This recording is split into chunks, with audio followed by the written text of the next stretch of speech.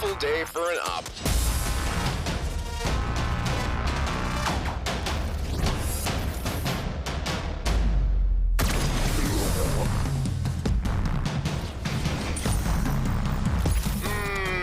No. Whew, sometimes I even amaze myself. Give me eyes on that. That's their team. This op is a go. Surprise, surprise.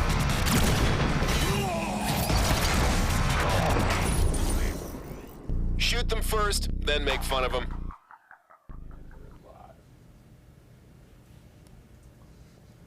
Here we are. Selfie moment. What's up, back dude? Selfie moment. Back at it with again. Mooney. Yeah, you know what I mean. We start the stream off. I just got back from VidCon. We're in these new high def streams. We gotta get these selfies. Dude. Yeah, gotta get my selfies in. Of course. Back from VidCon. Of course. What's up, everyone? Welcome to today's developer live stream, all about Wraith. This is going to be a fun one.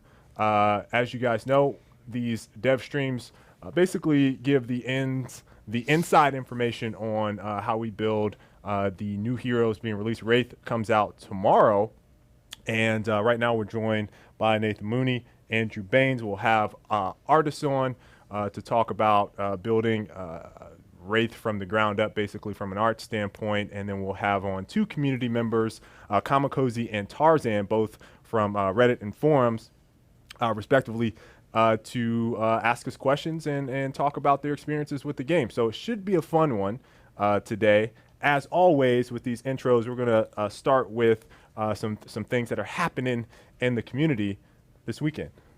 Did you guys watch the Western European Finals? It was insane. It was insane. Dude, the grand finals. Think twice. That was so like I was watching game 2 and then I like left and I like came back and I was like, "Oh yeah, it's like, oh, I'm sure like they were like Tio was playing really good at the like Yeah. they were doming." They looked good. And then I like came back and then I just like Ed turns to me, he's like, "Hey, Think Twice is up 2-1." And I'm like, what? Yeah. And then I just like went back, like caught up on the games and then watched through it. I was just like, that was like everything down from like the pick and bans down to the stuff like digging into that was so that was probably the most interesting thing. And for those of you guys that haven't watched any of the competitive play that's been going on for the these are qualifiers for the Paragon Exhibition Tournament.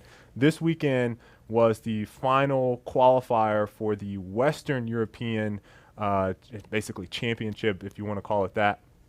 And one of the things that I love about watching the competitive play is the picks and bans. Right. And Think Twice just did an absolutely phenomenal job of picking, well, first off, banning heroes that they knew that Toronto Esports was going to utilize well, and then out drafting them when it came to the selection, especially there towards the, I would say, last two games. I was just like, what? They were able to get this, and Toronto didn't ban those heroes, or they didn't pick them to try to like really good away. Trading off of bans for picks. So you know, shout out to Think Twice, Shaden and crew.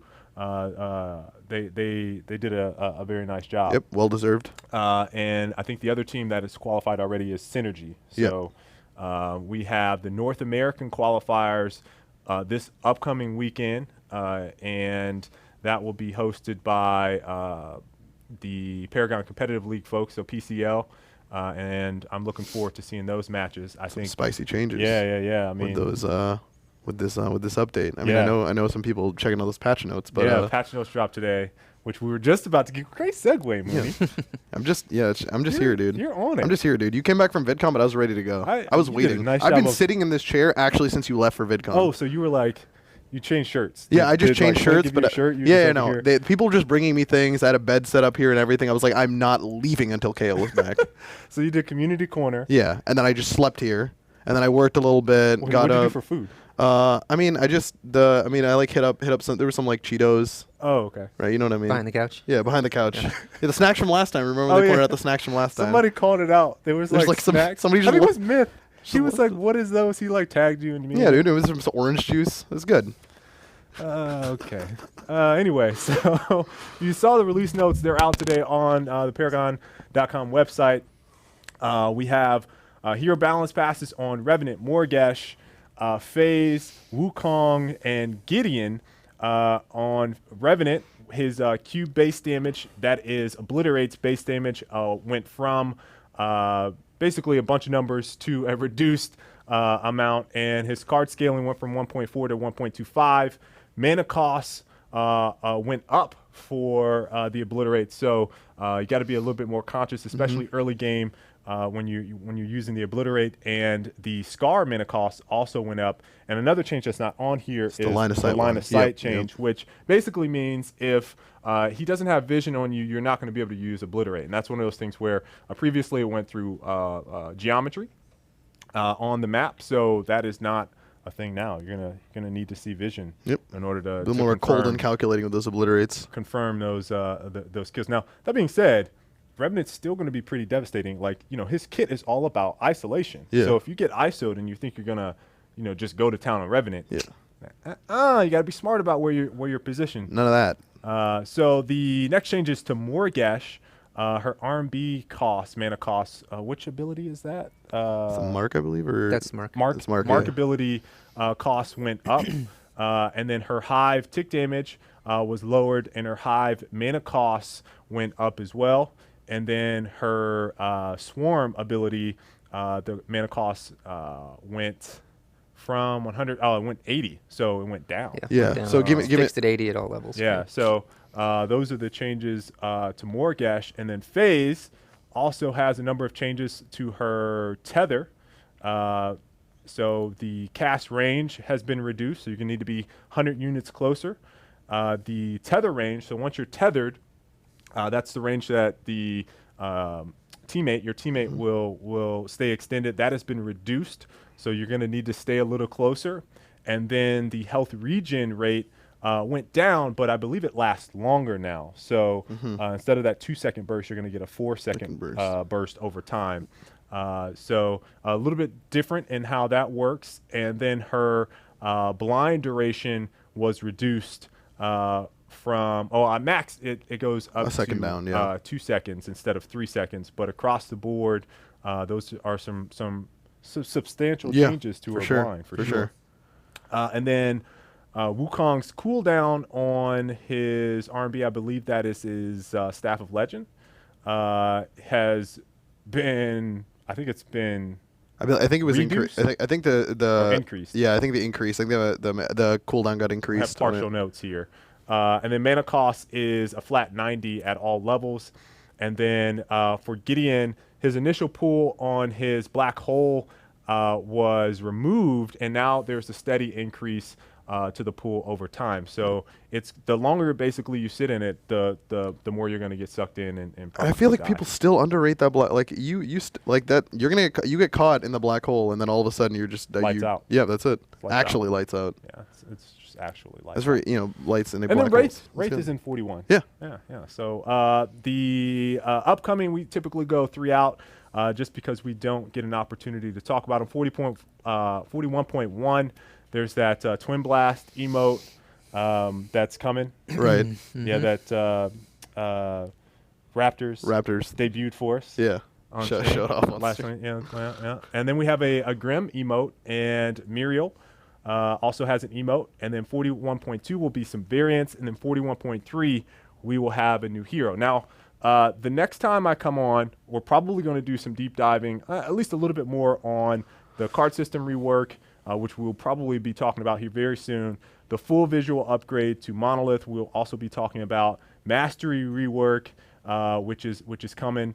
Gameplay rebalance, which is coming with the card system rework, and then Iggy and Scorch. Oh boy, Everybody's just like foaming at the mouth now. I know. How are you like, gonna say I just that? gave away a lot. You're just like, A lot of stuff hey coming. guys, this great stuff this stream. This is all this meaty stuff I'm gonna talk about next stream. But for now, let's. I'm gonna cover it a little bit more in depth than I normally would. But there's gonna be a lot of information over the next 6 weeks or so for everybody to really embrace, and there's a lot of stuff on the horizon, guys. A lot of stuff. So before we hop over to the overview, real quick lore on Wraith. Now, what we do know about Wraith, what you guys can tell, he's a special operative. He was an apprentice to Kalari in the program that they both worked in Amita.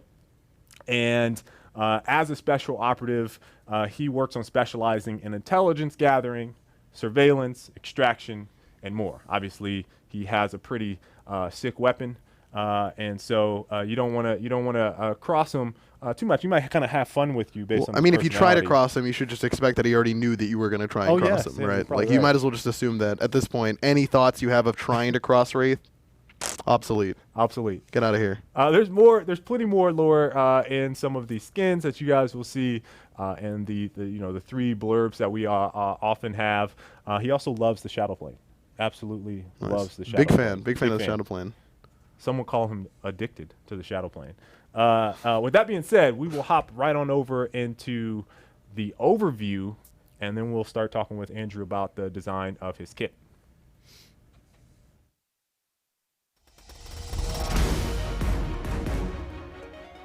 Wraith is a graduate of Echelon, a special operations program, and was apprenticed to the only other graduate, Kalari. Though she specializes in assassination, he specializes in surveillance.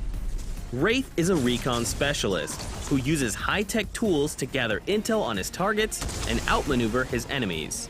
Focus on building power and utility. Back it up will allow you to warp an enemy back to where they were moments ago. If enemies aren't careful, they will have a bad case of deja vu. This can also be used defensively when you need to make a quick escape. Knock Knock will cause Wraith to deploy his sniper rifle. This high-tech rifle has incredible range and can even penetrate walls. Landing a killing blow on an enemy will refund the mana used and reduce the cooldown, allowing you to take aim sooner. Who's There allows Wraith to deploy a tactical drone. This drone emits a sonar pulse that reveals enemies within the radius, even if they're behind walls or in the shadow plane. This is great for tracking enemy movement, sieging towers from behind walls, and setting up kill shots. Utilize Knock Knock and Who's There to keep a safe distance from your enemies. And finally, your ultimate is Surprise Surprise. Wraith activates his cloaking device, putting himself and all nearby allies into the shadow plane, increasing their move speed. Surprise Surprise is a very versatile ultimate. It can be used offensively to set up game-changing plays, or defensively to help protect you or your allies. Wraith's versatility makes him extremely impactful in-game, and in the right hands can be extremely deadly. Utilize Who's There to track enemy movement and control objectives. Because Knock Knock penetrates walls, Wraith can set up outside of line of sight and still harass enemies trying to hold the line. Be careful though, if you aren't careful when scouting, it could result in your death. Be the ultimate reconnaissance expert as Wraith. You guys got to see some plays. Yeah, those plays. Andrew, He's a playmaker. Talk to us about the plays. Now, how did Wraith's kit come to be? What was there some of the main pillars and goals you guys were trying to hit? So his original inspiration was we wanted another stealth character, but one who was sort of opposite to Kalari. Right. Kalari goes into the stealth world by kind of an association with darkness, right? The dark side. And what if we went the other way with a hero who went into the stealth plane via like technology and the pursuit of knowledge, that kind of thing, right? And so how would that play out differently, right? And so where we landed was sort of a covert ops kind of operative who goes deep behind enemy lines and infiltrates their side of the map and knows their every move and strikes from the shadows, you know. So where we landed for him, what we wanted to pursue was this idea of a utility mage. Right. Yeah. We showed off the concept art, which showed the kind of the melee weapons, and he had a cape. What transitioned into more of the like sniper rifle design for the weapon? Yeah. So we had that original idea, like I said, of going behind enemy lines and all that stuff, and then the concept art came back, and the chakrams were there. And we were like, okay, neat. And we played around with that a little bit, but in the end, we decided the better fit would be just go in the traditional archetypal covert ops guy. So gathering the recon, sort of the silenced SMG and the sniper rifle to shoot from safe distances. Okay.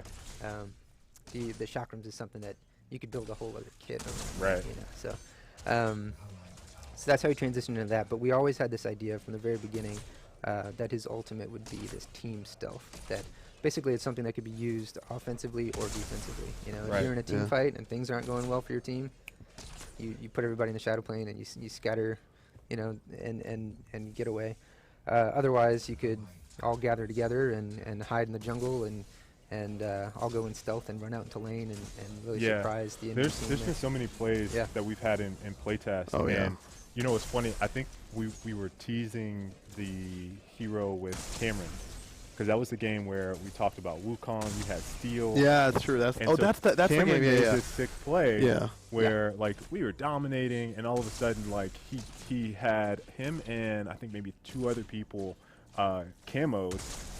Shadow behind lane, us, yeah. and it came up behind us in mid lane and killed us, and it was like a game changer for Yeah. the outcome of the game, because it kind of led to them taking or at least we had Or Prime. Yeah, and they ended stopped up, the Or yeah, Prime, and put then off the they push. turned things around. So Yeah. it was just like, oh my gosh. So you have to be really, really conscious Right. of having wards, and you know that you kind of have this like gut feeling like, oh my god.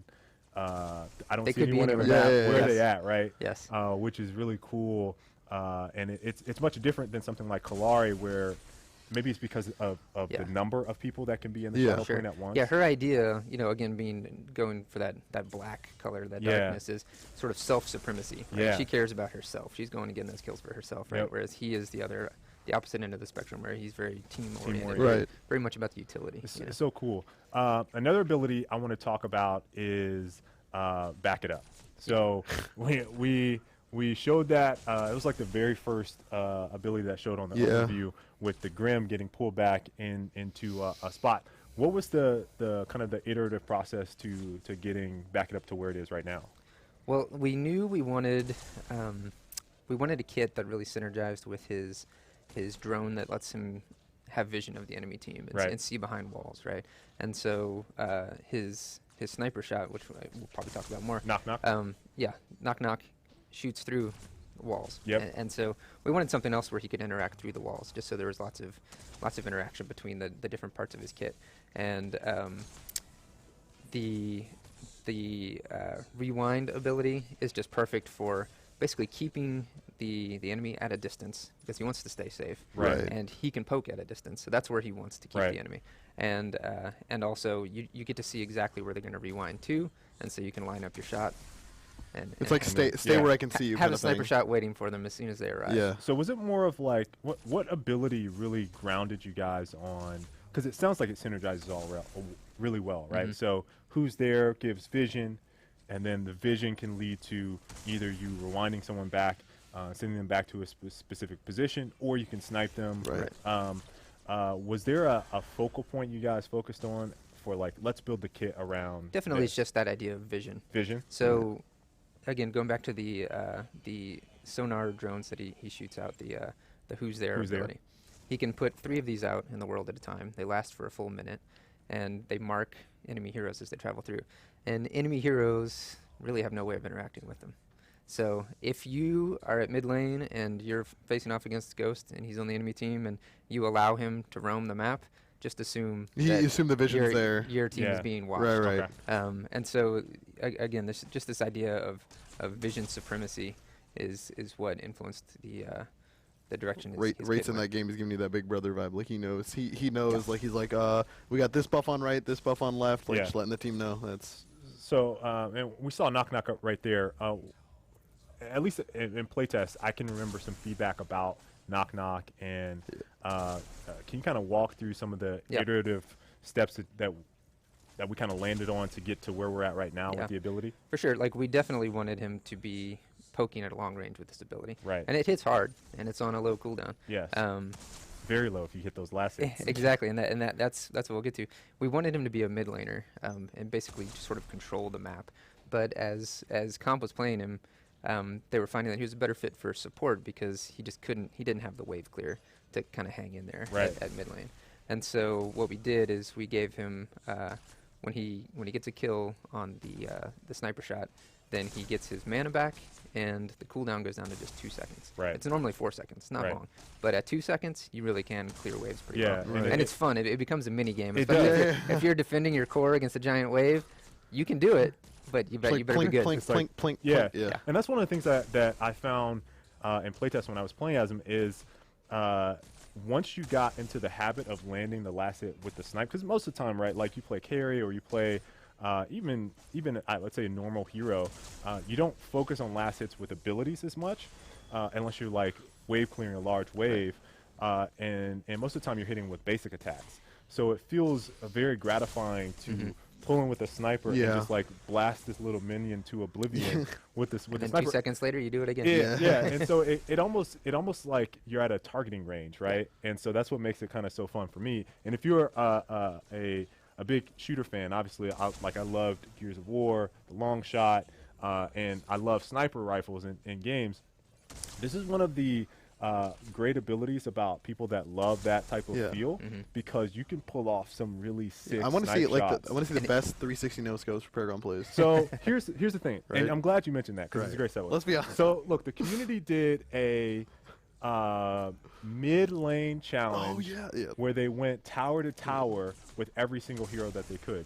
So what I want to see is who's going to do the 360 no scope Like headshot, wraith shots. basically Yeah, yeah. the wraith shot off of the mid and Yes, land the kill. yes, Like who's yes, going to yes, do that, right? So that's what I'm waiting for, because I'm sure we're going to see Yeah. some videos of some. There people will be doing some sick plays for 360, snipe shots. But the other ability that we have, and you talked quite a bit about, is who's there. Right. And one of the things that I noticed about it is that you can get it into some really great spots that you wouldn't think that you could put a ward normally. And what was the transition for you guys for making it maybe 1 to 3? Because I think some people go, well, 1 is great because of how long it lasts. And was 3 for more about mid lane control? How did we get there? We wanted to give you a reasonable amount of coverage. Okay. And that's all it is. Really. Okay. It's 3 is the right amount to maybe get one deep in their jungle, have one on your left side river, right side river. Okay. Yeah. I assume you could tend to be a facilitator a lot of times in this role, like you Yes. play as Wraith, because you even saw like the first in the like the clips that are playing, like that they came in for a gank and he sent Morrigesh back to the center spot when she was trying to escape the gank. Yeah. It's because of that vision that he is able to create around the middle area. You can just be like, oh, enemy jungler's not here. We're free to completely just commit to this gank. And then, That you was know, a sick play, yeah, by the that way. was, Yeah. and then And these are the kinds of things you can do. meanwhile, just pulling off a complete kit play on Yeah. the screen. It's really cool because the tools that keep him safe in the early laning phase Right. transition into the tools that make him a real playmaker in the, in the Right. team fight stage. And so one of the things that I love about Wraith is that from a pure gameplay standpoint, we don't really have like anything remotely close to this in the game. Yeah. And so when I see some of the options that I've already got the experience from a playmaking standpoint in the game, I get really excited about what the community is going to do when it comes to team compositions, right? Because we were talking about it even before the stream started. It's like, well, where are you guys going to play them, right? Right. And so some people, I've seen some people on Reddit and where I'll say, I'm going to play them in off lane. I've seen some people go, well, I'm going to play them in the support role because I'm going to try to back it up on the off laner to put them out of a bad into a bad position, or I'm going to play in mid lane so I can kind of roam and be a nuisance Control the everywhere, area, right? yeah. So just in our conversations already and what we've seen from comp and what we've seen from the community, people are really thinking about how they can best utilize the hero. He is a character for strategists, Yeah. strategic thinkers. Yes. Yeah. Whip out your copies of The Art of War and then go to town, right? I have a copy of Art of War. That's for reference. The Art of Ward. Yeah, dude. I got him. He beat you to the pun. Stop. So Andrew, thank you so much for coming on. Yeah, We're going to thanks. get on Thanks. Thomas and Colby to talk about the art for Wraith. Some of Thank you this so much amazing for- effects. for- Let's go, for yeah. coming on. Thanks, Andrew. Yep. It'll be fantastic going through that stuff. But we will be right back.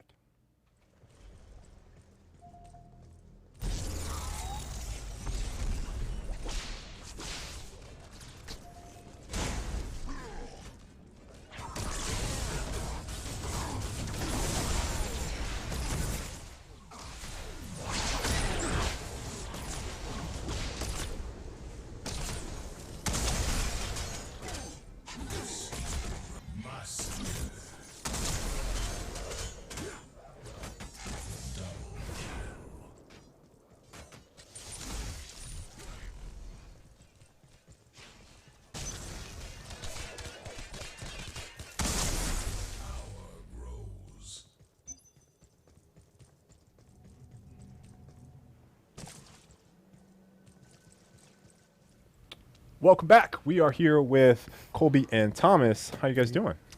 Not bad. How you guys doing? Pretty good. Good, man. Just enjoying all of the Wraith plays and enjoying like the dude. He's gonna be exciting. Like I'm honestly just interested to see what people do with the tools. I feel like it's like you're just getting it's like it's your birthday and somebody just gave you like a 40 tool set and you just got to figure out what to do with it. Yeah, and some Lego. Maybe I prefer Legos. Some Legos. There you Give go. me a Lego set and I'm good. So talking about Wraith and just from a visual standpoint, he is super clean. I love his look. I'm curious, what was the process for you guys kind of working together to make him from the design standpoint and seeing early concepts to where we're at right now with the effects. Oh my God, the effects. Oh yeah, The effects are so nice. Let me rant on this for a minute.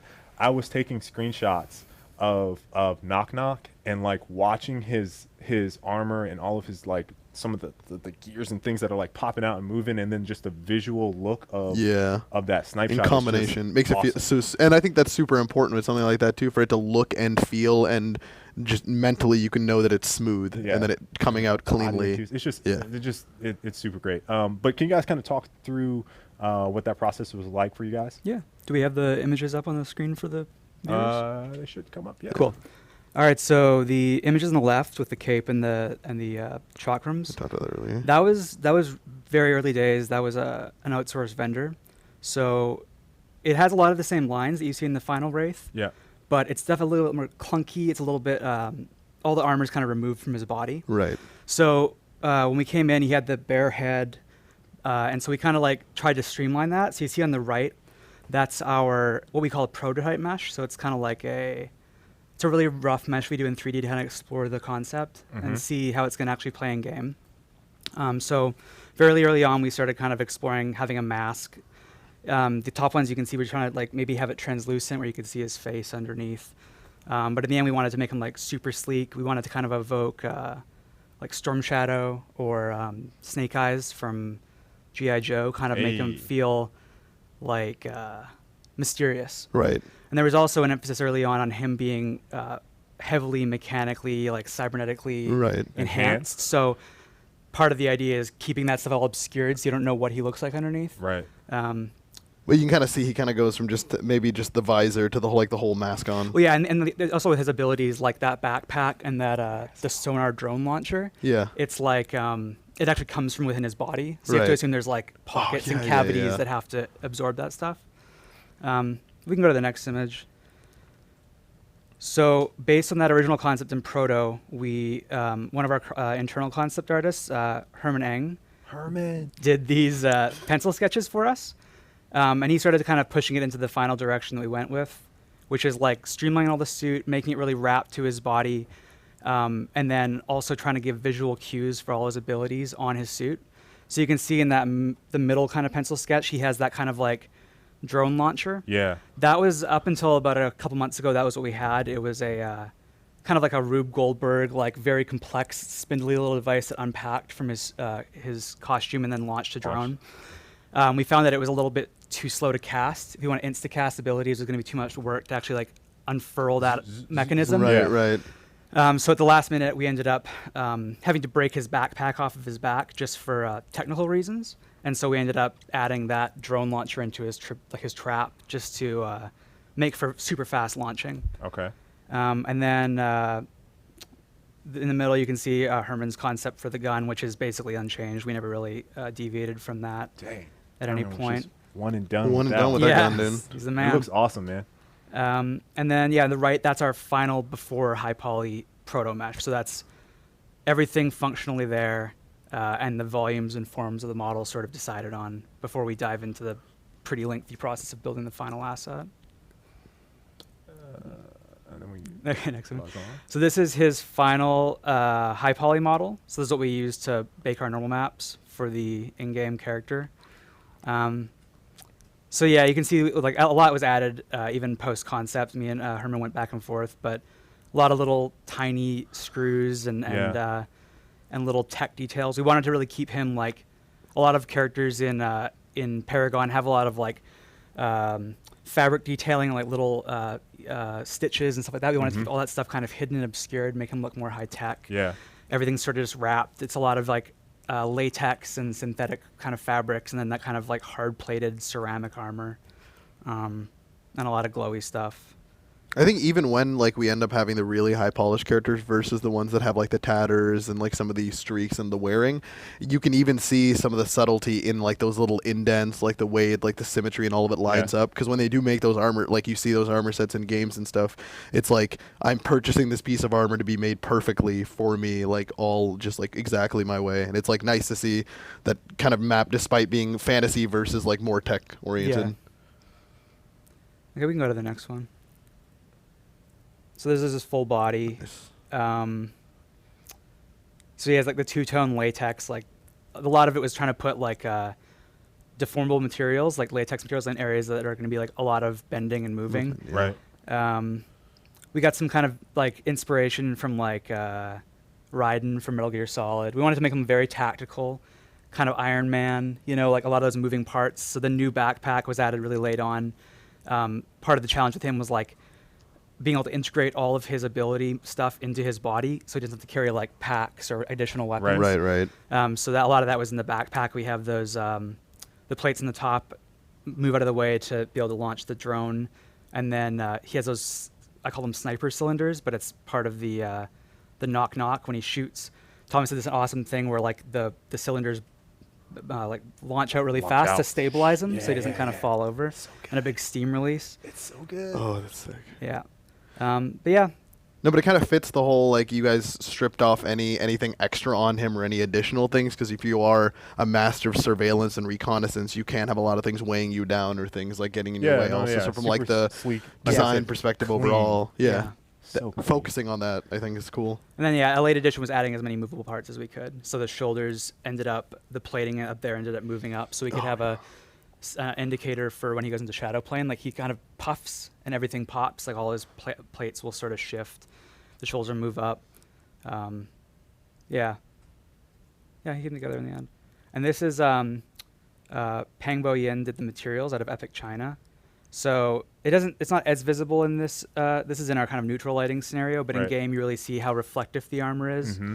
It's inspired by the McLaren, I think it's P1. It's like a really like, you know, beautiful Very luxury nice car with car, like yes. double specular clear coat material. Somewhere Mark Rain's ears are burning. Yeah, exactly. And then the gun initially was white. We ended up switching it to that sort of gunmetal just to help contrast it against his body, because originally he was just all white on screen. Right. And then the really like matte latex, just to sort of provide some like contrast and play in the character, so he's not kind of all shiny everywhere.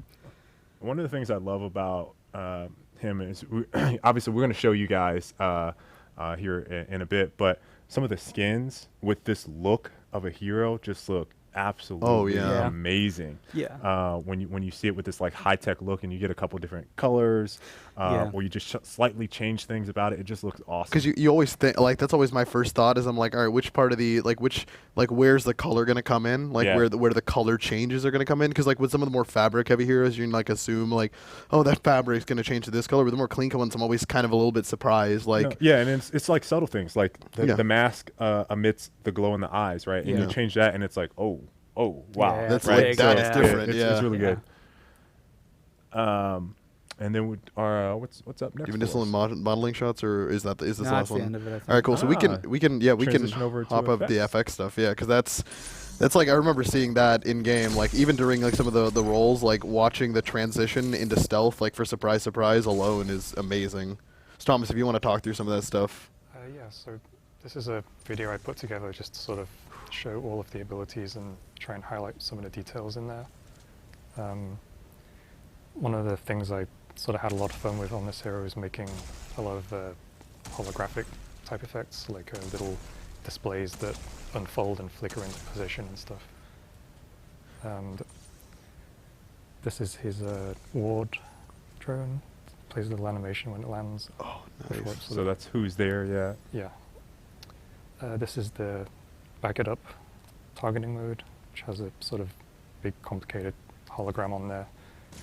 Lots of moving parts.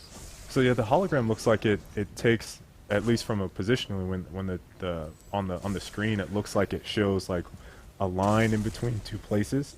So it's like representing where they're going to go. That's pretty cool. Yeah. Subtle. And I made this little clip to try and show the hologram destination point. Oh, that's so cool. It's got a bit of a sort of timing element in it, sort of help you anticipate when the guy's going to teleport in, so you can line up any attacks or whatever. Yeah, that was one of the things I remember coming out of these playtests that a lot of people were like, that was like the hardest thing to like for us to perceive is like when we did use because you know, obviously back it up, like you're just sending somebody back to a location, like it's hard to be able to tell like where maybe they're exactly going to go, but with that it's so clean. Yeah, it's also, I guess the ability doesn't quite work the way you'd expect as well, because it moves them back to where they were 3 seconds before you cast the ability. Right, so yeah. I sort of have to move the destination point from them all the way back to where they're going to go to sort of help you connect the dots and see where it's going to go. But having that little pulse, I think, while it's flying back to the person kind of gives you that visual cue that you're like, all right, cool, I know where they're going to go, I know where it's going to be in that like 2 seconds or so. Yeah, and adding the ability for it to go around corners and stuff helps a lot too. Initially it would just go in a straight line, and usually that meant going through a wall or something. So there's a number of things that we could talk about here. We got to surprise was at the end, and Kobe had mentioned the plates kind of coming up. I'm curious about two things. One is the visual representation of like almost like this like high-tech grid that comes on your screen. How'd you come up with that representation of going into the shadow plane and versus something like Kalaris, where it's kind of like subtle fade, and it fades out. So yeah, this is just showing what the effect actually looks like. So this is something that attaches to the camera of everyone who's going to be affected by the ability. Oh, that's awesome. The goal was to have something very distinct that you would sort of recognize, so you know you need to stop attacking, so you don't kick yourself out. Nice. Yeah, that's cool, because I didn't even think about that. That's super important for you to be very aware if you're like if you're a teammate next to Wraith and he's sending everybody to stealth, for you to be like, I don't want to be that guy who pops out of stealth and everybody realizes that we're just stealthed around them. Yeah, this is showing just some of the different elements in the material that sort of make it work. Oh my god, that's so cool. All of the motion and color and everything is all just in this one shader, and then the actual particle system doesn't do a whole lot of animation with it.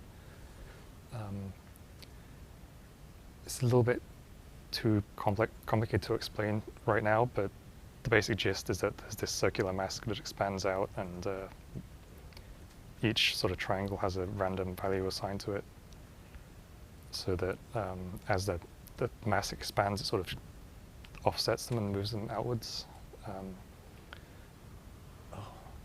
So sick. So the idea of what it's sort of trying to represent visually is just that his ability is sort of making a construct around the players that pulls them into the shadow plane. So between visually trying to represent surprise, and then back it up, which of the two are more challenging? Probably back it up, just because even in sort of the few places I've been in, people aren't always prepared for it. Like they're chasing a guy and all of a sudden he pops out, and they need to sort of, I think people need to learn to look for the cues that tell you where they're going to go. Right. So just making that stuff as obvious as possible was probably the main thing there. I'm just watching all like the way like setting it up randomized so it looks like it looks more normal, or it feels more normalized, that it's like flying out, and those visual indicators I think are so important. I'm over here just writing memes on Twitter, like that's like that's no, but that's the I think the back, yeah, that visualization's so cool, and it almost looks like he's loading while he's getting there, like it's just the hologram version of Greystone and he's loading in, like that's also. The hologram also sort of copies whatever position he was in when he caught it, so it's like freezing him. You catch that steal mid-jump and you just get like this goofy guy loading in, this fall animation. Was there anything in particular, I think, other than the back it up? I mean, who's there was from the get-go seemed like it was pretty straightforward, but was there any other big things that you wanted to talk about with effects that either design team mentioned or that you had specifically you wanted to share? One thing that's always been pretty difficult for our heroes is projectiles. In with the Monolith update, we sort of shortened the range of basic attacks and also made them faster, so your shots are traveling like a shorter distance in a shorter amount of time. And even at 60 frames per second, that only really leaves you 1 or 2 frames where you'd actually see the projectile. Right. So it becomes really difficult to visualize it in a way that it looks like it's actually coming out of the gun and traveling all the way to the destination when there's only like 2 frames to show do that. that. Yeah, Right. yeah, for sure. So with Wraith, what I try to do is spawn an extra sort of smoke trail that appears after the projectile hits, which draws a sort of neat line all the way from the muzzle of the gun to the destination point. I'm not sure if something people necessarily going to notice straight away, but I think it makes his shots feel just a little bit more sort of precise and clean. Like that sniper shot makes you feel like like you're out here that's just sniping exactly people. what Yeah. we were talking about earlier. It's like when you're shooting the minions or just last hitting, it feels like you're in target practice and you just want to keep doing it over and over again. It feels fantastic. So thank you guys for coming on. Really appreciate it. We're gonna get the community guys on Kamakozy and Tarzan on next. Hope you guys are ready for that. Stick around and we will be right back.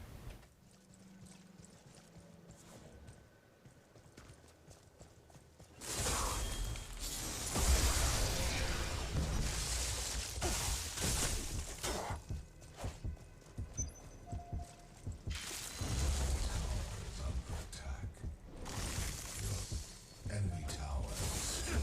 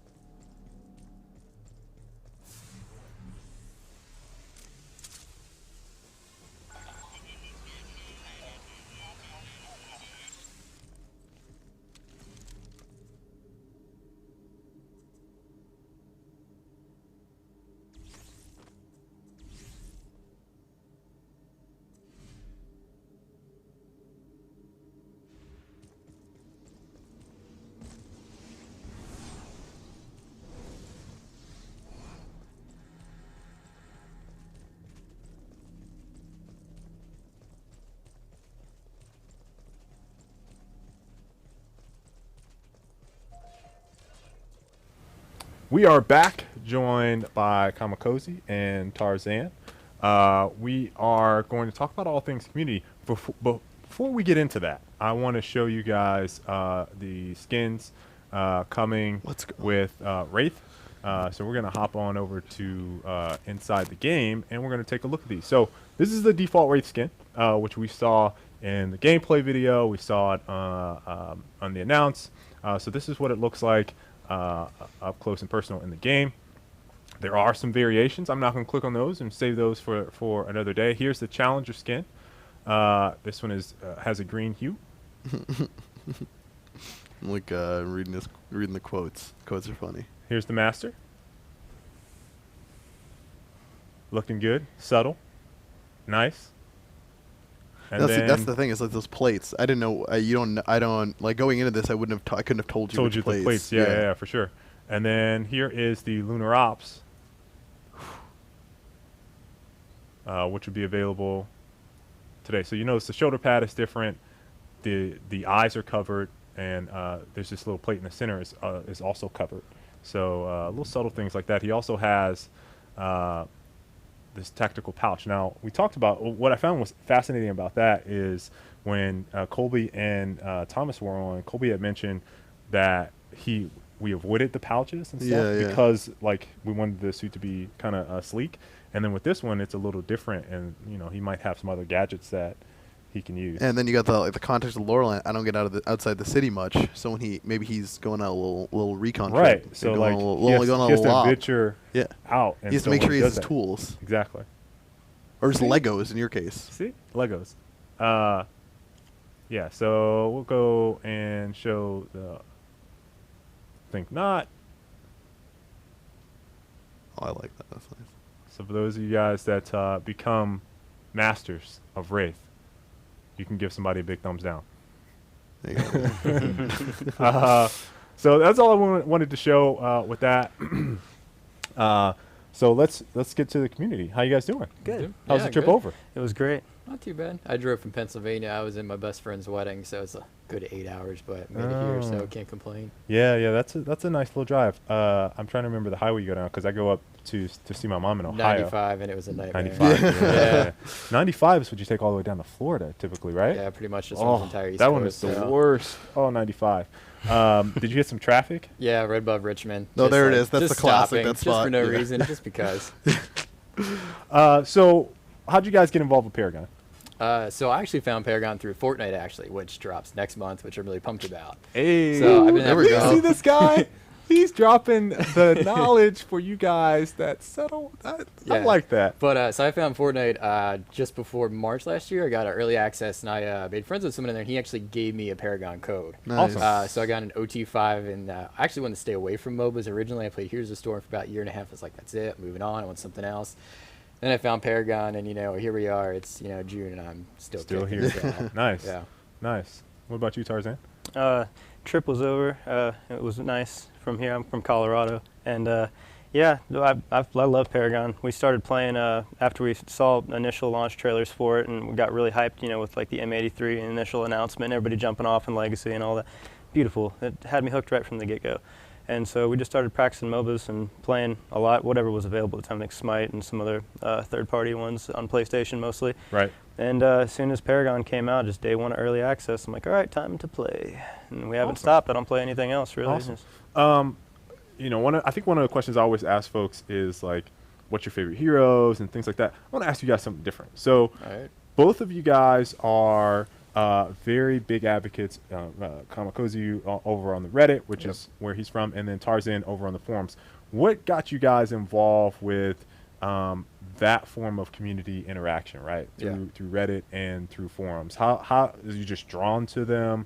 Do you like the atmosphere, opinions? You get an opportunity to really interact there. What kind of got you guys involved with that? So for me, I find a lot when I get interested in a new game. If I want to check out the forums, sometimes I have to make an account, I have to log in. It's almost to me like a commitment, and the last thing I need is another spam email every 2 weeks. Right. So I actually randomly found Reddit. I don't know how I found it, and I just hopped on. I was like, hey, I'm a noob. I don't know what's going on.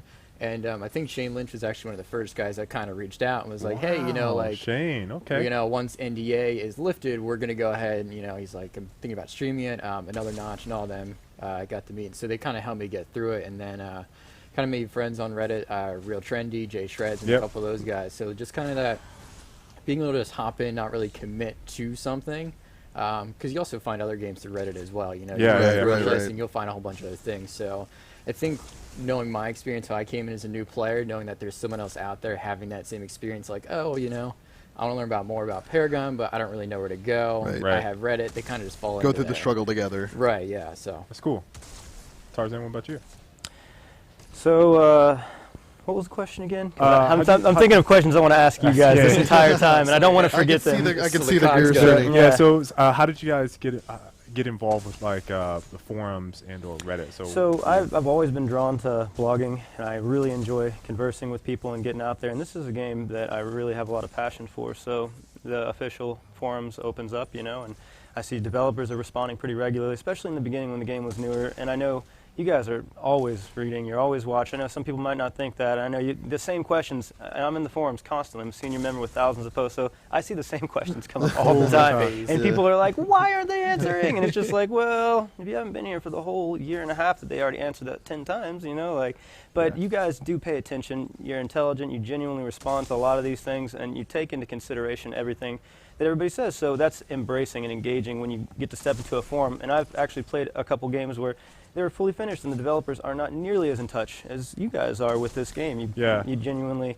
listen and try to, the community corner was a great addition as well to start adding those in and just, breathe life into the community. So I appreciate that, and it's fun and engaging to be able to talk to people and write up a thing. And nothing wrong with Reddit either. Reddit's great. It has its own rules. Forums have different rules, and so the way that your forum operates is nice. You can post something, and it not necessarily will get downvoted into oblivion by a bunch of salty, tilted players, but you can post something, and if people connect with it, you know, the conversation is flowing and it's stimulating. It stays up the top and it's relevant. And so I've found home there. It's comfortable to be able to talk with people in that setting.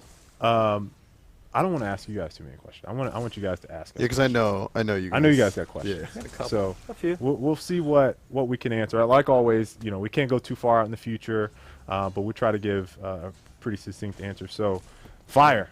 You want to go for? I mean, your head was working, so go for it. Yeah, I'll say while I was sitting here stewing on. So we got this awesome new hero, Yep. Team Stealth.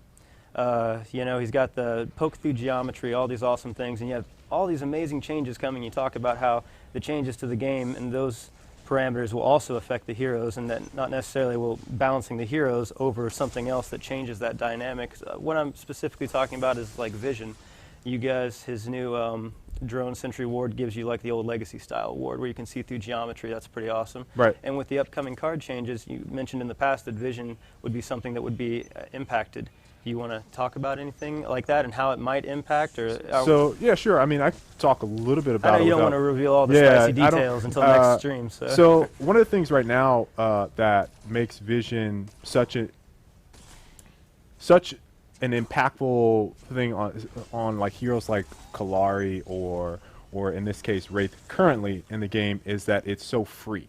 Yes. It's so easy to have vision, which always baffles me because you'll see people on like, why did this person not have wards, right? Because it's so easy, and you don't have to commit resources to have a ward because Correct. you get your ward plus you get whatever utility is The part of dummy that ward to everybody. who Right. gets them. So, you know, one of the things for us is cutting that out, right? Like, we don't want it to be free. You're going to need to commit to having a ward as a part of your deck or a part of your build. And when you make that commitment, it's going to be it's going to be a meaningful gameplay choice, and so that has a huge impact on heroes like Kalari and heroes like Wraith because vision is not free. Therefore, if you're in a high awareness game where I'll take PCL for example. Whenever I watch those matches, the map is lit up like a Christmas tree. 10 wards before anything has because there's so even many spawned. wards, right? Yeah. And so you don't see that in some of the other, I'd say, less experienced players don't have the same appreciation for how free wards are. So I think ultimately what we're going to find is that there's not going to be as big or as prevalent of wards around the map, which makes heroes that use the shadow plane much more impactful on the outcome of the match. I think that's great. I think that vision needs to cost something. It's such an amazing utility, and with the over-the-shoulder third-person shooter, which is an entirely different dynamic where you guys are dealing with fog walls and different angles of vision. Vision as is well. very important. It's a real stickler, I'm sure, to finesse and get it proper. Yep. So mine is lore. I love lore, and I know you guys can't really get into it. There's other people that write up and everything like that. But I know a couple months ago you actually teased Lore Week. Lore Week, yeah. Yeah. I didn't know if you guys are still planning that. If you kind of did away with the event, you're like, well, instead of doing a week, we're splitting it up. So it's funny. Chris just walked in, Chris Sierra, and we got an email from Brian Kidringen, and he does all of our lore for Paragon, and he sent us an email just out of the blue like, hey guys, I have not forgotten about Lore Week. I still want to do it. We're just super swamped. Like, we're doing VO lines, and so basically, I mean, he went into a meeting I was in maybe last week, and he's like, listen guys, if you come to talk to me, odds are that I'm going to be in VO sessions for 4 hours out of the day, and this is like this until we get voice lines out. So it's one of those things where, no, we definitely want to do it. It's about finding the right time to do it and how we want to make that week impactful, right? Is it a video? Is it art? Is it like what kind of ways are we stories, sharing this lore? right? And so there's a lot of interest from the community that we've seen, and no one has forgotten. They've made sure that we don't forget about putting Lore Week out there. It's just one of those things where what can we have the most impact on in a short amount of time that's near. But I put Lore Week on Brian's map as something like, hey Brian, it would be really cool if we could do this. And he said, I'd love to, I just need some time. Right. Yeah, because you guys have been doing great with the background to Wraith and how you hinted at Kalari's involved. And then you're kind of like, well, it can't just be these two people and they volunteered and they chose to. Who else is part of this program? Right. So I like that we're getting a little bit more of that with each hero. You peek into the relationships. And it between started heroes. way back with Faye. We started getting more information about her, where she's from. We had a few voice line teasers. So like, I like that we're at least getting along the way at least. Yeah, and you know, the voice lines are coming along. They're coming along. I would love if we could get to a point where we can start releasing them, at least the audio versions of them, because some of the things I've seen that's been really cool from the community is that they'll take the voice lines that were like the old ones and they'll put into their videos, and it just like once you hear it in game, you go, oh yeah, it this connects is what so this much. game is gonna be like, right? Like you get a much different type of connection. You never should have come here, Bellica. Right. Murdoch. Yeah, Murdoch. What else you guys got? So, speaking of voiceovers, and he's real sassy. The new guy, Wraith. Yeah. Wraith? He's like the merc with a mouth, kind of like Deadpool a little bit. You A know? little bit, yeah. Awesome, though. And that's coming out pretty soon. More and more of these lines and more of these interesting aspects like that. I think, we'll certainly see some more in trailers, Yeah, for sure. it really breathes life in the game. Every little tiny thing like that just makes it so much more engaging and immersive. So, and it's just fun, you know? Popping people with the Wraith is a lot of fun. So if he's sitting there chatting the whole time while you're doing it, It's satisfying. It brought me back to Gears of War. I was a huge Gears head. And just when you pull up the long shot and you hear that pop. You get that same feeling. Yeah. I did. I was like, oh, this is great. So what about another question I've been thinking? So Monolith came around, and towers is a big topic. It's been every time you come up with something, somebody says something about towers again, and it might not be the same question. It might be a different question.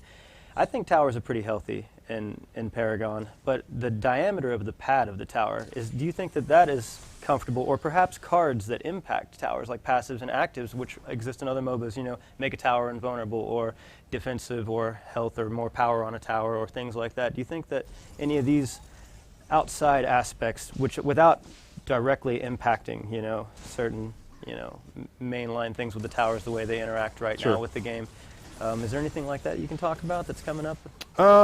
You know, I couldn't speak to the cards. I want to say there are some cards that may have impact on towers, but I don't know specifically with the, you know, when Colin was on with these guys last week, they mentioned 100 new effects or more with some of the new cards, and that's like gameplay impacting effects. I don't know if any of those affect towers or not, but it's certainly something like, you know, we mull over what can we do to, again, enhance the experience.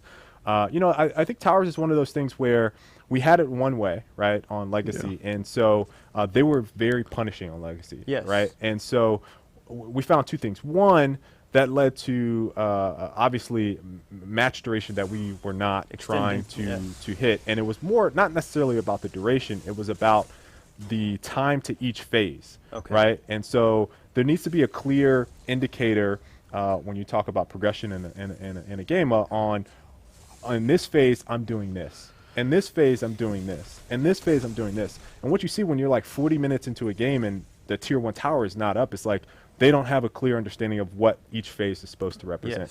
And so we took a look at the things where we were outliers, and we were big outliers when it came to damage when we compare ourselves.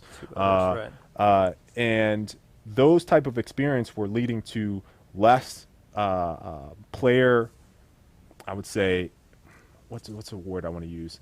I don't want to say player retention, but it affects players in a way that negatively influences the game, right? And so we need to get it in a spot that continues to hit on metrics that people want to come back and play. It's establishing a perception around understanding like the flow of the gameplay, logically putting together the pieces. And like you even talked about that, like when you're a new player coming into MOBAs especially, it's like a little bit harder, higher barrier to entry with the understanding. So having these like tenets in place to be able to understand things like towers, like we talked about, that, you know, they're having it as a +1 for you in these fights.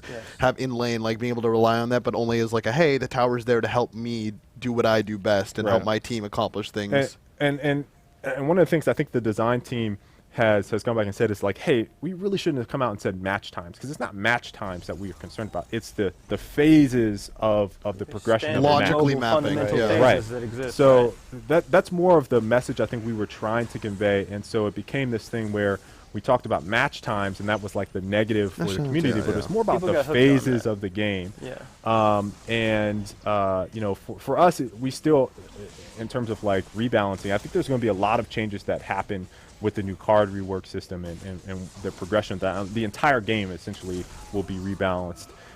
And so along with that, you'll see changes to structures. You'll see changes to heroes. And the philosophy, though, has not changed, right? Like, the towers are not there, It's and a we said plus this one. before, the towers are not there to keep you from safety, or it's like a safety net, right, for you. You are there to protect the towers. The towers are objectives that the enemy team is trying to destroy and that lead to victory in a match. So that general philosophy has remained the same, but it's more along the lines of like, hey, we need a phase. People need to understand that there are phases of the match in order to lead to victory. And there's going to be a pretty substantial change when it comes to visuals with the towers, as well as a part of telling that story of like, okay, I'm taking damage now. I'm not taking damage now. This is a safe zone. This is not a safe zone, right? So those types of things are very clear for players to understand on how and why towers are important and how you can or how they can impact the game.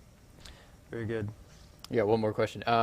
So with Monolith full art coming out soon, you have more details. Moody noticed earlier you saw like 60% of it, and you're like, this is great. And you're like, he's like, it's terrible. You guys are good to see.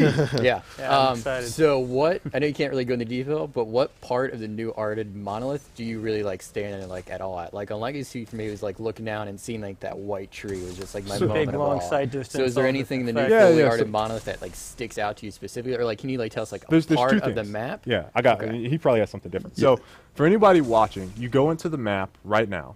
If you go into Monolith right now and you look on the Dawn side, you see this huge orb sitting in the sky. That thing looks absolutely crazy from concepts to the implementation right now on what they're trying to do with that. It is unbelievable. The second thing, again, in the sky, is the sky box. With a full sky box, I'm going to just go ahead and I'm going to drop this little hint for you guys. All right. You get a visual representation of what the solar system or what the system kind of looks like with the skybox, and it looks incredible. So Awesome. Say no more. Yeah, you for me, I was I'm actually like I've been a big fan of all the dust concepts I've been seeing and stuff, and I really want to see how that pans out. But some of the structures, like just seeing the detail work, is really what gets me. Because like going over to something and just being able to see like the intricacies. Because I'm even a big fan of like the streaks on the armor. If I could zoom in and see streaks on the armor, I'm like, oh, that's great. Like I can't believe somebody went and did that. That's fantastic. The screws, there's like those little screws on Ray's shoulder. I was like, it's that's amazing. yeah. Like I stared at it. For me, it's like I know I'll be in a game like on New Art of Monolith sometime in the future, and I'll just be like, somebody be like, "Hey, did you put that word down?" I'm like, "Sorry, I was like staring at the wall for like 5 minutes, dude. My bad." It was really cool, and then just like I'll put the word down and I'll leave. Yeah, but no, that's I think a lot of the intricacy is like definitely interesting for me. So you know what? It's funny that you mentioned that. So the first time my wife played Paragon, she loaded into on Agora, or I'm sorry, on Legacy, and she did not move, and she just looked around, and she was in a PvP match. And I was like, babe, listen, you got to keep moving. And she literally walked up to structures and was like, oh my God. When people load up the fully arted Monolith, I think there's going to be a lot of that. So do yourself a favor, go into solo versus AI, and don't hop into a PvP match the first time that all this stuff drops. That way, you don't do your teammates a disservice by standing and gawking, because I promise that our team did a bang-up job. Yeah. That's awesome. Cool. Legacy was very captivating. I remember walking by harvesters and hearing, like, as I got closer, hearing the sounds of them churning and just the immense jungle, feeling overwhelmed, running around this massive jungle. It had a lot of awesome things, and people have not seen any of the stuff from Monolith. All they have are like the tidbits and drops, and it's going to look good, guys, but if Legacy was any indication, and there are beautiful shots from Legacy that people still drool over this day, then Monolith, just know it's going to be amazing. So I think we got time for one more question. Cozy, you're streaming afterwards? I will be, yeah. Okay. Yeah. All right. So we're going to host up Cozy right after this. One more question. So I had an idea, and I'll probably have to talk to one of the like Cameron, if he's out, or one of these other developers about it. But I'd like to ask you guys, what do you think about the potential of, after you level up at Ultimate all the way, or late game after things are fully upgraded, that your ability becomes more grandiose, and it's larger, or are we going to have cards that maybe can let's say, impact an ultimate and cause its range to be extended, or like Gideon's ultimate has a 20% larger diameter and 10% stronger pull or something like that. Like, but only at the end once it's fully upgraded The or something. effects team and the perf guys hate you right now. Yeah, Sorry. for asking the question. Sorry, guys. Yeah, I don't know. That's a tough one for me. That's a very Gameplay impact. speculative Yeah, there's question. there's a lot of ways like you could like that things could modify abilities. Right. So I think in that vein, you'd have to take a lot of things into account as well. So I think it's something that definitely like could happen, but it would take a lot of understanding playing. Because even like talking before initially about Wraith, Bane's talking through that design process. We're making sure that each of these abilities, like when they are interacting with each other, are doing that with that synergy, like with a lot of that hero synergy we try to instill. Yeah, and the other thing that, and I'm just going to talk from a visual clarity standpoint. What's really important to a lot of members of the team is having visual clarity, and what I mean by that is something happens to you and you understand why. Yeah. Yes. And as a great example, the Wukong Fury skin that came out with the electrical effects on the body. That was a hard one for us to come to terms with and come to grips with, because it's a visual effect on the body.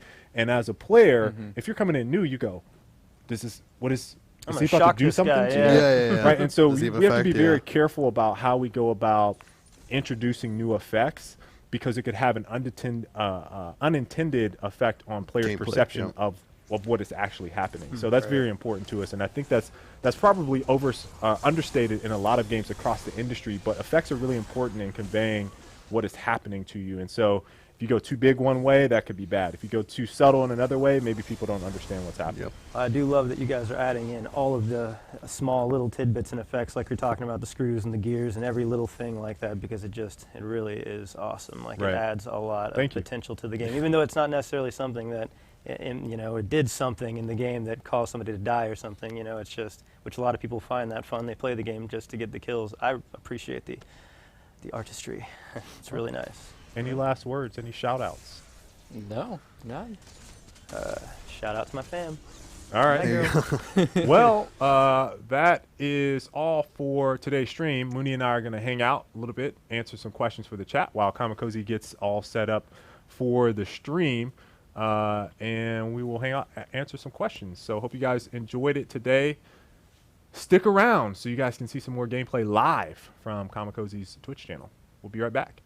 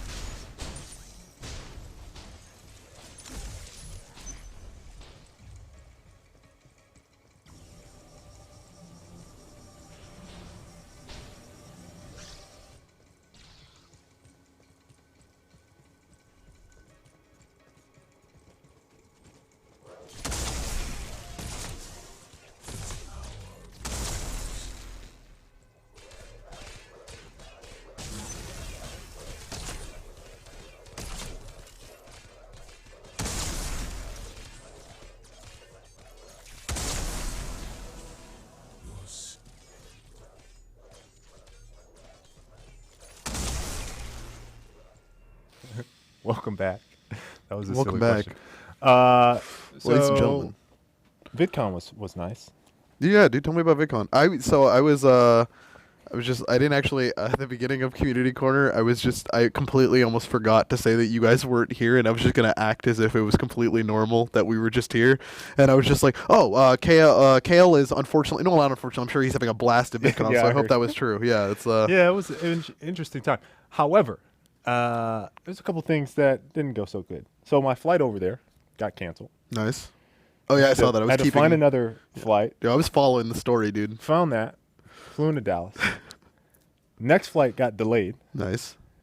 So I get in late. It was like 8, and I was supposed to get there like at 4, something like that. And I took an Uber to my hotel, and the hotel I was at was under construction. Nice. Somehow They hadn't that built your room yet. now we're zoomed in pretty close. I gotta walk up to the camera. Is it gonna auto adjust? Okay. Let me Zoom show in you and try to guys. focus on Kale's phone. That's I'm where gonna we're show at. you guys this. If you guys can see this, can you guys see this? Those are construction pallets. All right. This was my hotel. You guys can't. Oh, you guys can't see it on camera. Look at that. It's under construction. I can confirm. There's construction pallets. It's under It construction. was covered in a dark black drape, and so it looked like I was like walking into Transylvania. It was crazy. It was nuts. But I had a good time though. I met a lot of cool people that were interested in Fortnite. People interested in Paragon. So shout out to all those folks that I met. It's pretty cool. Oh, I have a nice anecdote. When I was on vacation, like we went to that music festival. We were there first day. I'm walking around the grounds. This guy walks up to him. We're like walking next to Did each you say, other. "Hey, Mooney"? No, we were walking next to each other. He introduced himself to me. He's like, "Hey, my name's Nathan," and I was like, "You stop right now. My name's Nathan." And then we talked. His friend was talking to me. I was telling him, I was like, "Yeah, I work at Epic Games in North Carolina. Actually, we're in like Tennessee."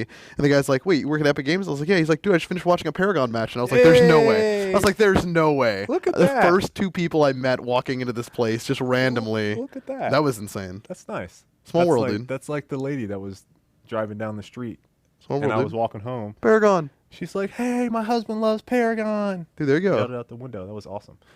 All right, let's answer some questions. Romano's 14. When will we see blogs on the card rework? Soon, TM. I don't know. Maybe even this week. Yeah, I don't know. When will you see Maybe blogs even on the this card week. rework? Hopefully soon. There's a lot of stuff going on. A lot of stuff going on, and I hope we can get it out. At least something, just an inkling of something this week, maybe next week. Is there any chance of Aurora's basic attack scaling being buffed? There's always a chance, Captain North Korea. But as of right now, that is not on the roadmap. But we are always constantly tweaking things.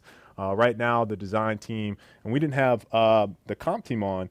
Our comp QA team, who typically come up with design and talk about gameplay a little bit, they are heads down working on balancing and testing both the new map and the card system rework. So Hard at work, they will not be on stream for a little while they test through that stuff. So the team is churning through, very, very busy right now. I want to say that Jordan answered this question, didn't he? Implement grass on PS4, like outside of the dense grass in the jungle. Yeah. I think he said that they were trying on like doing similar work they had done in the other areas when they in the full art pass, but I think we'll definitely have grass. Like there'll be grass in existence in some capacity. Notice difficult settings in AI versus AI will be added now. How will you describe the range of difficulty on the bots?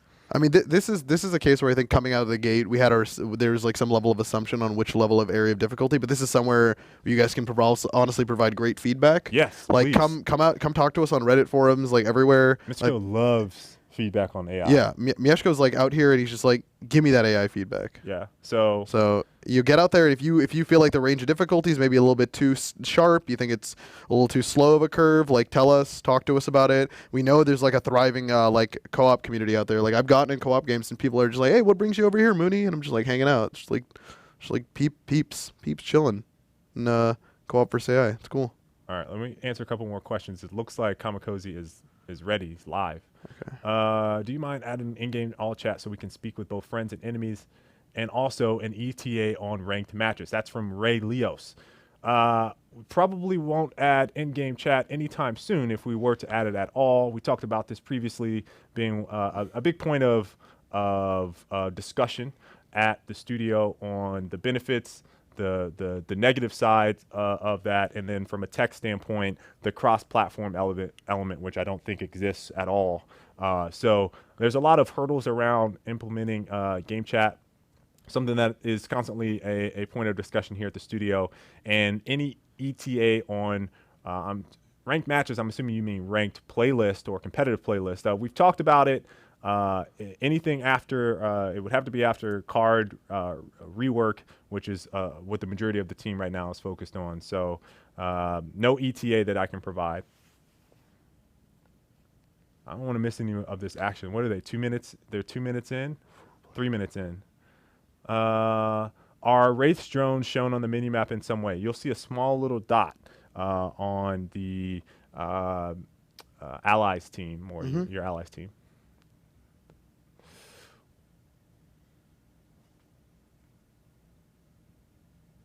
Are you still planning to add up to 100 heroes for this game? Not said anything about the number of heroes that we're adding to the game. Well, that's at Clint, so I don't know if we should. But that's at us and Clint. I don't know. Maybe Clint, you got some people asking you questions. When you guys add core explosion animation, like on Legacy, it is likely that will return. It's definitely on the list, yeah. It was on Legacy as an animation, and that is not what is indicative of Monolith at all. Right. Will cooldown reduction be changed at all? Everything's changing. Everything's changing. I don't know, Danny.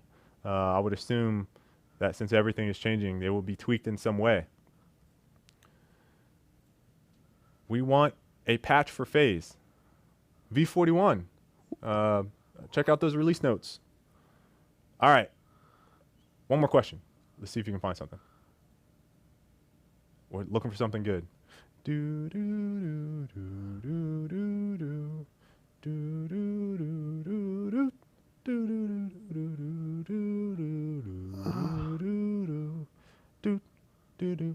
do do do.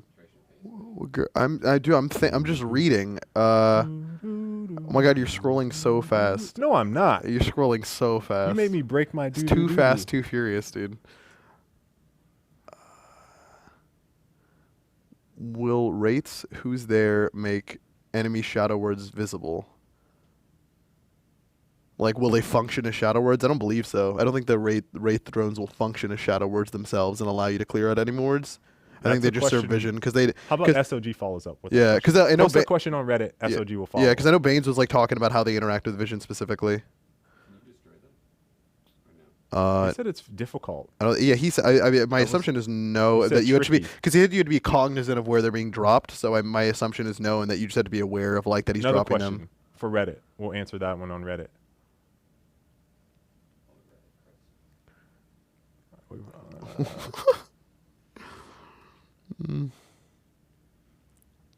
We've already answered that.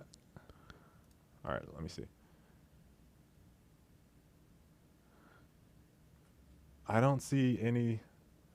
Are we getting okay? Are we going to get something to do with the extra crafting materials if we have all the cards? So being that we're this close to the new card rework, yeah, probably not right now. But that being said, a lot of things are going to change with economy and crafting materials. All those things I think will be elevated and more important once we get into the new card system rework and the update that comes with that. That's a very good question. Thank you for asking.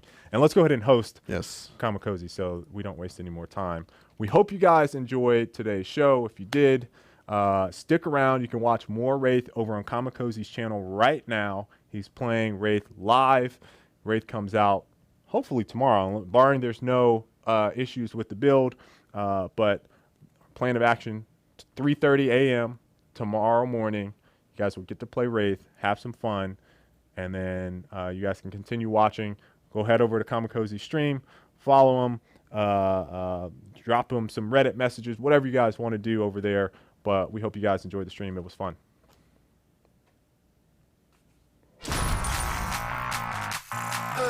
Another beautiful day for an op.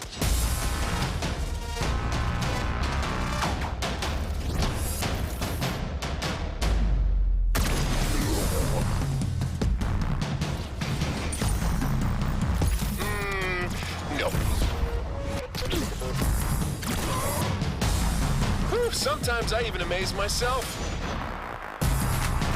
Give me eyes on that. That's their team. This op is a go. Surprise, surprise.